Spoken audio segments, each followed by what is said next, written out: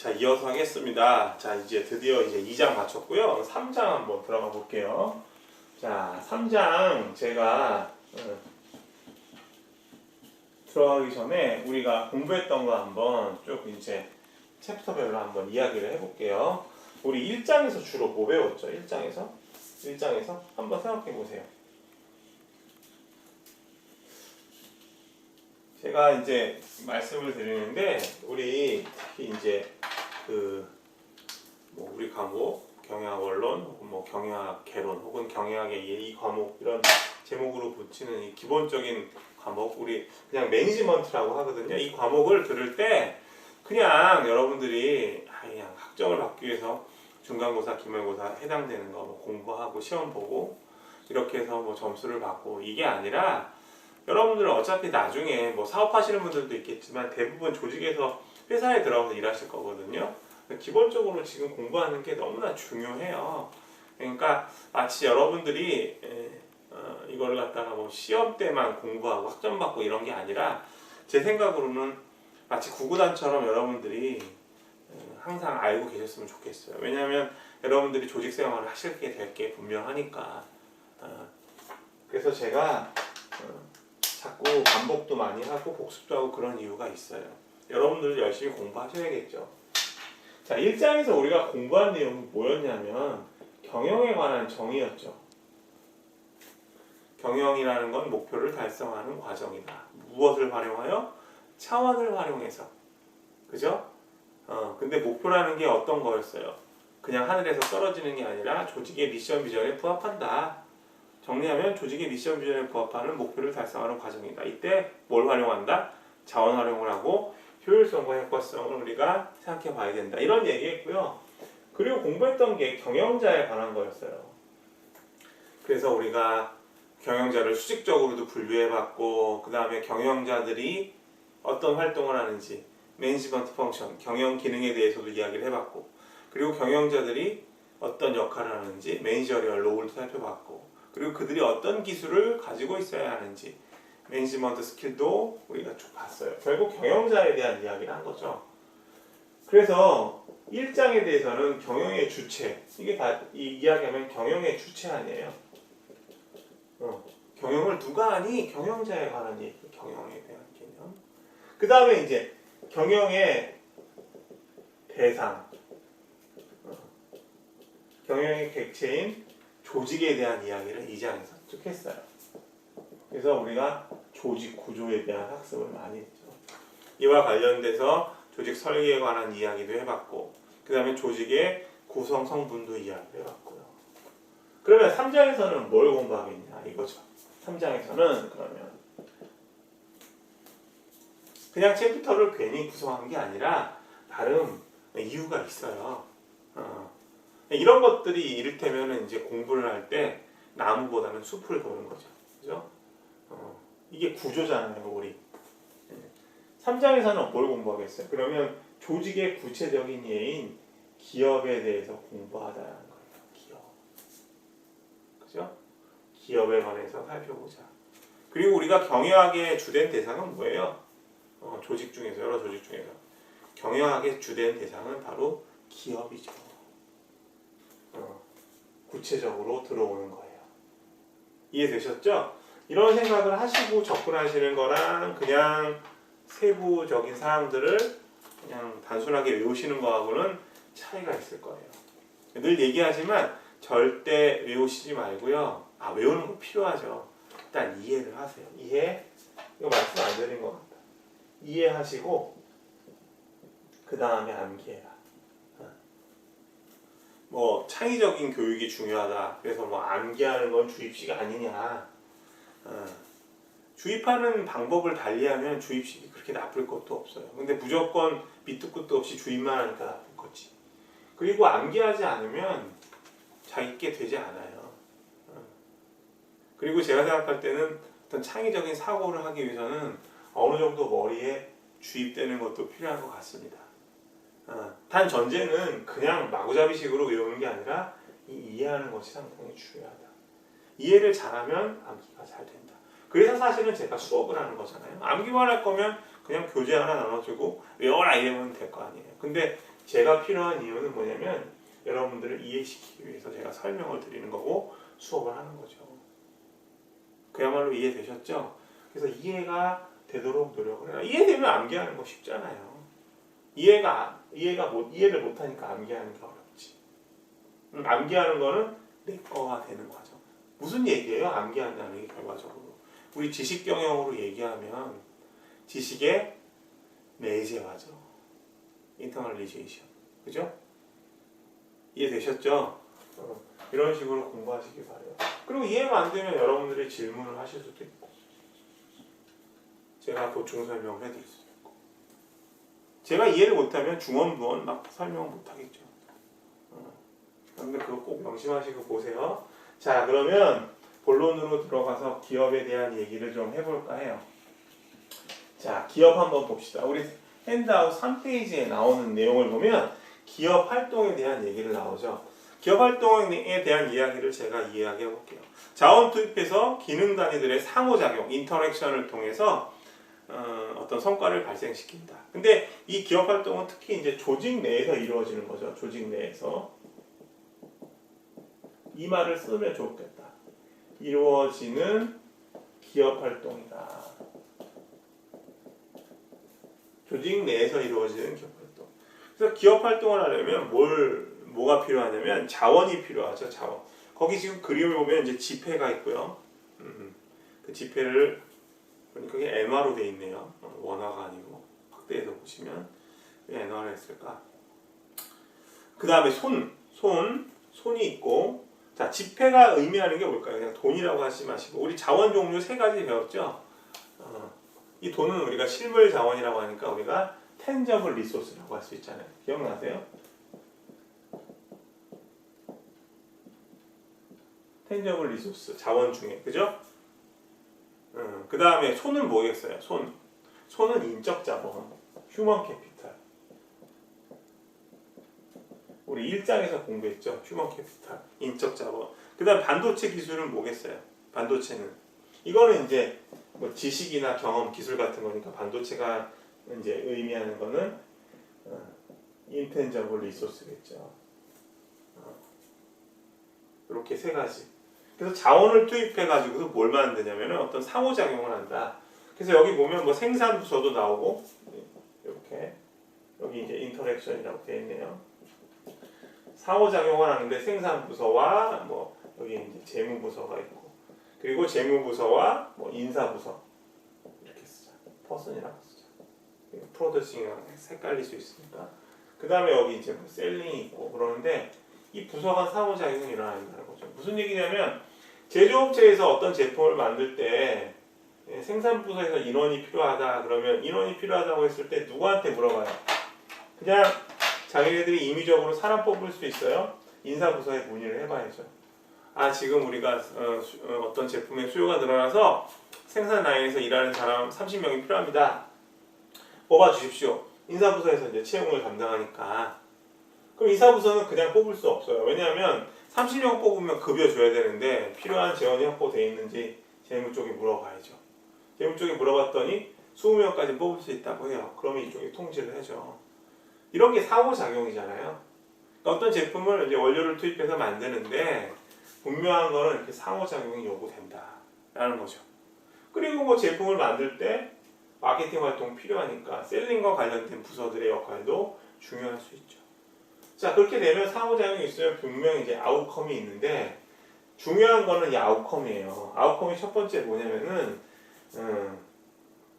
파이낸셜 퍼포먼스라고 해서 재무적 성과가 있네요.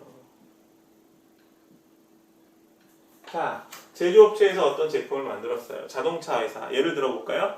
자동차 회사에서 어떤 제품을 만들었어. 결과물이 나왔어요. 그러면 그 자동차가 잘 팔리면 재무적 성과가 늘어나죠.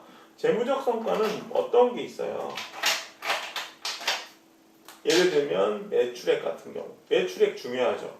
야, 니네 회사 매출액, 연 매출이 얼마야? 이런 말도 써요. 단기 순이익이 얼마니? 회 이익이 얼마 정도 됐니? 그 다음에 영업이익이 어때? 뭐 이런 것들, 이런 지표들. 이런 것들을 우리가 재무적 지표라고 하잖아요. 이런 것들이 점점 다 높이 올라가고 있다. 매출액, 당기순이익, 영업이익 뭐 이런 것들이 높아진다 하면 재무적 성과, 파이낸셜 퍼포먼스가 있다라고 분명히 얘기할 수 있죠. 자, 근데 또 결과를 어떤 식으로 우리가 파악해 볼 수 있냐면 이런 것도 파악해 볼 수 있어요. 두 번째로 스테이크홀더 공부했죠. 스테이크홀더 뭐라고 했죠? 이해관계자. 이해관계자. 잊어버렸으면 지금 기억하면 돼요. 이해관계자. 그 조직을 둘러싸고 있는 둘러싸고 관련 있는 사람들. 그래서 저번에 말씀드렸죠. 뭐 정부, 그죠? 그 다음에 뭐 공급자. 적어볼까요? 정부. 예를 들면 마스크를 생산하는 제조업체 같은 경우는 정부가 주된 이해관계자예요. 왜냐하면 마스크 수급이 우리가 잘 안 됐을 때 정부에서 규제를 했잖아요. 수출 얼마만큼 해라. 국내에 더 많이 유통시켜라.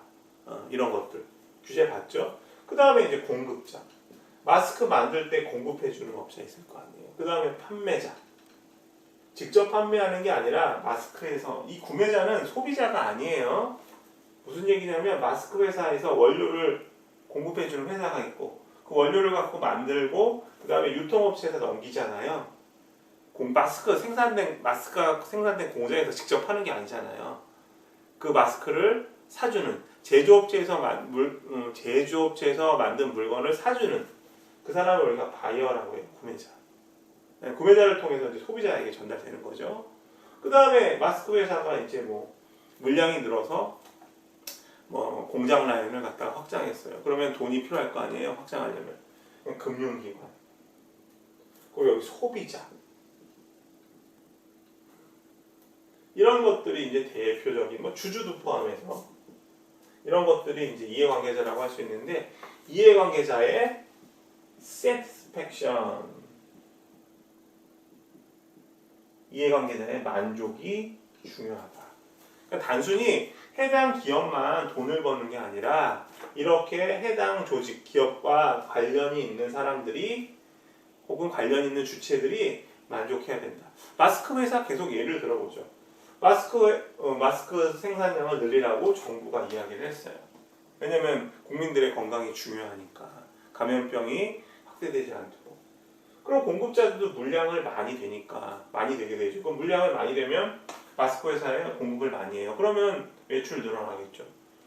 그죠? 그리고 구매자들도 소비자들에게 제품을 많이 파니까 어때요? 여기도 이익이 많이 생기고 소비자들은 건강 챙길 수 있고 마스크 회사가 만약에 주식회사라고 한다면 그 회사의 주주들은 당연히 좋아지겠죠. 기업 가치가 높아지니까.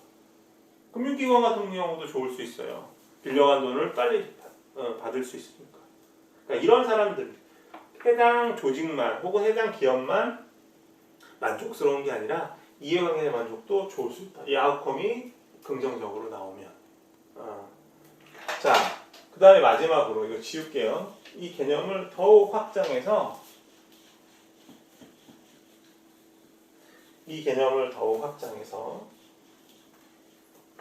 어떤 사회 전체적인 어떤 입장을 바라볼 때 CSR이라는 개념이 있어요. 자, CSR은 중요하니까 제가 개념을 한번 써볼게요. Corporate Social Responsibility라고 해요. Corporate Social Responsibility. 첫 글자만 따가지고 우리가 CSR 이렇게 이야기를 합니다. 우리말로 얘기하면 기업의 사회적 리스판서빌리티니까 책임이겠죠. 기업의 사회적 책임이라는 말이 있어요. 이게 무슨 얘기냐면요. 어떤 기업이 제가 이거 조직하고 이제 기업이라는 말 거의 구분 안 해서 쓸게요. 어쨌든 기업이 더 작은 의미죠. 조직이 한 특수한 형태니까 어떤 사회에 기업이 있어요. 우리 현대라는 회사 한번 봅시다. 현대자동차. 현대자동차 공장 중에서 유명한 공장 크게 있는 어디 유명하죠? 기아자동차는 소화리 공장이 유명하고 현대자동차는 울산 공장 유명하잖아요.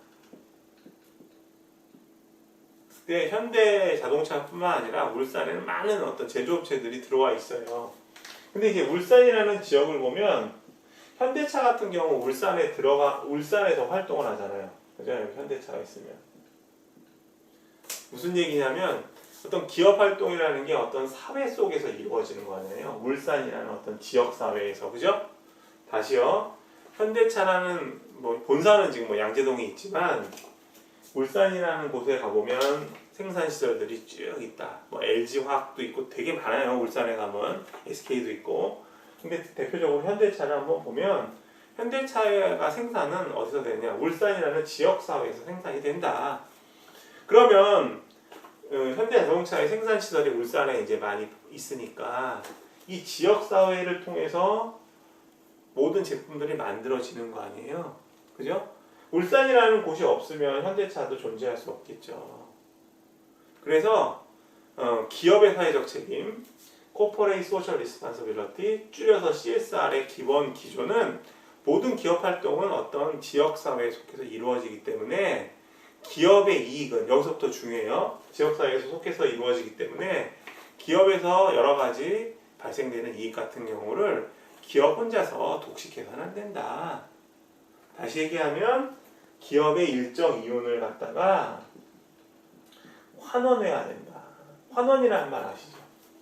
그 지역사회에 속한 어떤 기업이 그 지역사회에 환원해야 된다. 논리는 뭐다? 울산이라는 도시가 없으면 현대차도 없다. 울산이라는 도시에 속해서 기업 활동을 할 수 있으니까. 그쵸? 그래서 이런 맥락으로 인해서 CSR 활동이 필요하다.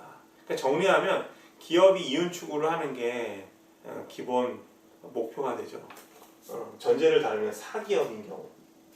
또 이제 뒤에서 얘기하겠지만 기업을 크게 분리하면 사기업과 공기업이 있잖아요. 사기업의 주된 목적은 이윤 추구가 맞아요. 그러나 공기업은 이윤 추구만 있는 건 아니죠. 공기업이라는 거는 공공의 이익을 위해서 존재하는 거니까. 그래서 대부분 정부 또는 국가기관에서 출연한 기관이 많거든요. 어쨌든 공기업 얘기가 있다 하더라도 사기업의 어떤 기본 목적은 이윤 추구인데 그 이윤을 너만 갖지 마. 네가 속한 사회에 일부 환원해야지. 그래서 이런 논리는 또 기독교하고 관련이 있어요. 우리 서양 기업들 같은 경우, 특히 이제 유럽 기업들 보면 대부분 이제 유럽 사람들 기독교를 믿는 사람들이 많잖아요. 여기 이 기독교의 어떤 교리 자체가 사회에 환원하는 거, 봉사하는 거, 도네이션 하는 거, 컨트리뷰션 하는 거 이런 것들 상당히 중요하게 하는데 이런 어떤 종교적인 영향이 기업의 어떤 조직 문화하고도 연관이 돼서 CSR에 대한 이슈들을 상당히 중요시하게 해요. 이게 우리나라하고는 좀 다르죠. 우리나라 입장하고는. 자, 그래서 CSR 개념 좀 잡히셨어요?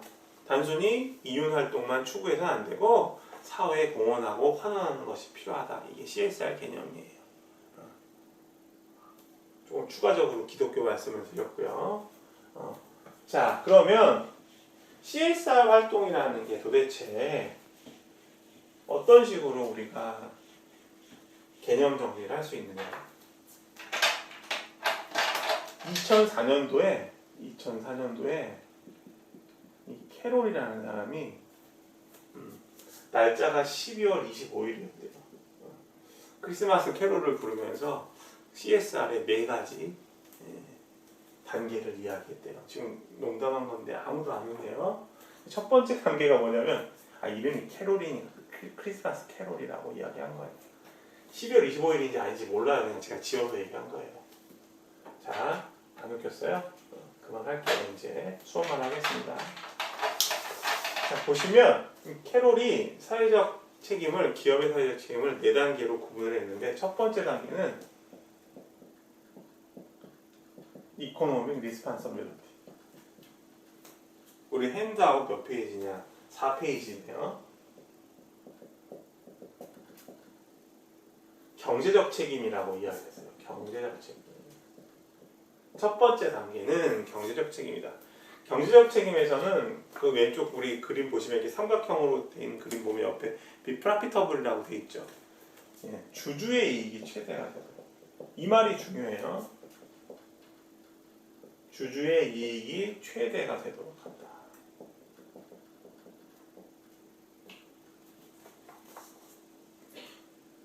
그러니까 기업의 사회적 책임 중에서 주주라는 거는 이해관계자잖아요. 그러니까 이해관계자들의 대표적인 주주의 이익을 극대화시키는 게 중요하다. 그게 바로 첫 번째 단계예요. 왜 그럴까요? 주주가 배당금을 많이 받게 된다는 거. 무슨 얘기냐면 주식 가치가 올라가면 주식 가치 오른 만큼 배당을 받거든요. 그건 무슨 말이냐면 10,000원짜리 주식이 이 사람들이 이 주식을 자꾸 사려고 한다는 거는 기업 가치가 높아졌기 때문에 주식을 원하는 사람이 많은 거잖아요. 그래서 15,000원으로 올랐다 그러면 5,000원의 배당을 받을 수 있는 걸 말해요. 그러면 이윤 발생이잖아요. 그죠? 주식회사의 경우. 그런 경우에는 어떻게 돼요? CSR을 우리가 할 수 있는 원동력이 되잖아요. 기업의 이윤 중에 일부를 환원하는 거니까 사회에. 그래서 경제적 책임을 1단계로 봤고요. 두 번째는 뭘로 봤냐면 Legal Responsibility. 이거는 우리가 법적 책임이라고 해요. 법적 책임. 그러니까 기업 활동을 하는데 법을 잘 지켜가면서 CSR 활동을 하자라는 거예요. 이런 경우 있잖아요. 어떤 화학 제조업체에서 막 오폐수를 버리고 정화 시설 없이 그런 경우 뭐 환경 관련법 어긴 거죠. 그 다음에 이제 기업들은 되게 이제 상법의 영향을 많이 받거든요. 우리나라에 상법 있잖아요. 상법에 보면은 여러 가지 법률이 있는데 그런 법률을 상법에 의거하지 않고 기업 활동을 해 나간다는 거는 CSR 활동이라고 볼 수 없는 거죠. 그래서 기본적으로 캐롤은 경제적 책임과 법적 책임이 상당히 중요하다고 봤어요. 그리고 세 번째는 뭐냐면은 ethical, 윤리적 책임이다. 윤리적 책임. 그리고 네 번째는 필란스라픽이라고 해서 자선적 책임이라고 얘기했거든요. 이건 윤리적 책임. 글씨 너무 무섭다. 자선, 우리 핸드아웃에 있으니까. 자선적 혹은 박애적 책임이라고 하는데 이 3, 4단계 같은 경우에는 거의 뭐 법적인 제재는 없어요. 윤리적 책임 같은 경우에는 be expected, 기대되는 것이라고 이야기하고 있고 자선적 책임 같은 경우에는 be desired, 바래지는 이라고 얘기해서 어떤 강제력은 없어요. 뒤에서 우리가 다룰 CSR 7가지 영역 중에서 대부분 7가지 영역은 경제적 책임하고 법적 책임 안에 들어간다. 그죠? 단계 한번 다시 볼까요? 경제적 책임이 제일 중요하다.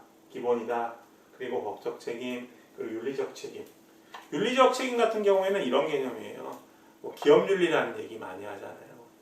예를 들면은 우리 제품을 더 많이 팔기 위해서 경쟁사보다 제품의 가격을 막 낮춘다.